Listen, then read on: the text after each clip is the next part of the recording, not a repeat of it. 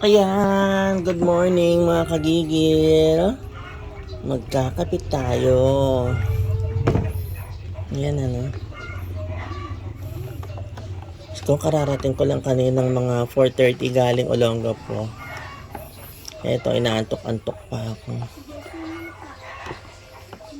Yan ang almusal natin ano.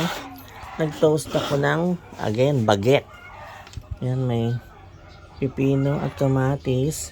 At gumawa ako ng egg spread. Meron yung tatlong tatlong itlog, may cheese, tsaka mayonnaise. Yun lang. Yan ang ating almusal ngayon. Kain na tayo mga kagil. God bless you all. Lagyan na natin ang ating eggs spread. Naglagay tayo ng pino and kamatis. Ayan. Kamatis talaga. There. Our egg sandwich. Ayan na, no?